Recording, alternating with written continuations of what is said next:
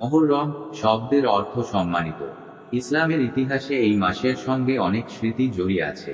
এসব স্মৃতির সম্মানার্থে এই মাসকে মুহররম বা সম্মানিত বলে আখ্যায়িত করা হয়েছে। কোরআন কারিমে রয়েছে, আকাশ ও পৃথিবী সৃষ্টির দিন থেকেই আল্লাহর কাছে মাসের সংখ্যা 12, এর মধ্যে 4টি মাস মুহররম, রজব, জিলকদ, জিলহজ সম্মানিত। সূরা তাওবা আয়াত 36। হাদিসে মুহররমকে শাহরুল্লাহ বা আল্লাহর মাস বলা হয়েছে তাফসিরে মাঝহারি।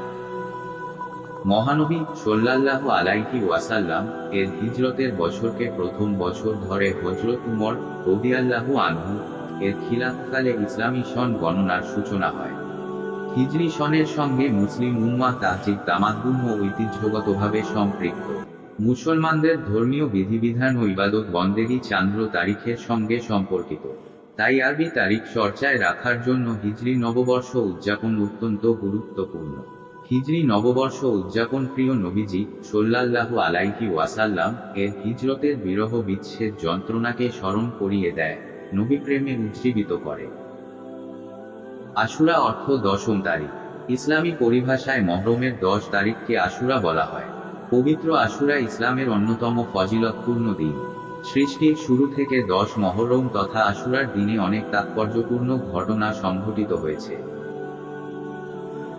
আল্লাহ তাআলা এই দিনে আদম আলাইহিস সালাম কে সৃষ্টি করেছেন। এই দিনে নূহ আলাইহিস সালাম এর প্লাবন সমাপ্ত হয়। এদিন ইব্রাহিম আলাইহিস সালাম জালিম বাদশাহ নমরুদের অগ্নিকুণ্ড থেকে 40 দিন পর নিরাপদে মুক্তি পান। এদিন ইউনুস আলাইহিস সালাম মাছের পেট থেকে মুক্তি পান। এই দিনে আইয়ুব আলাইহিস সালাম রোগমুক্তি লাভ করেন। এই দিনে সুলাইমান আলাইহিস সালাম তার হারানো রাজত্ব ফিরে পান। এই দিনে ইয়াকুব আলাইহিস সালাম হারানো পুত্র ইউসুফ আলাইহিস সালাম কে 40 বছর পর ফিরে পান। এই দিনে ঈসা আলাইহিস সালাম জন্মগ্রহণ করেন এবং এদিনেই তাকে দুনিয়া থেকে আকাশে উঠিয়ে নেওয়া হয়। আশুরার দিনে আরো বহু ঐতিহাসিক ঘটনা ঘটেছিল। আগে মুসলমানদের জন্য আশুরার রোজা ফরজ ছিল। দ্বিতীয় হিজরিতে শাবান মাসে রমজানের রোজা ফরজ হলে আশুরার রোজা সুন্নত হয়ে যায়। তবে সুন্নত রোজার মধ্যে আশুরার রোজা সর্বাধিক ফজিলতপূর্ণ। আবু দাউদ, তিরমিজি, ইবনে মাজাহ, মুসনাদে আহমদ। প্রিয় নবী সাল্লাল্লাহু আলাইহি ওয়াসাল্লাম হিজরতের পর মদিনায় এসে দেখতে পান ইহুদিরাও এদিন রোজা রাখছে। এর কারণ জানতে পারলেন এই দিনে মুসা আলাইহিস সালাম তাওরাত কিতাব লাভ করেন।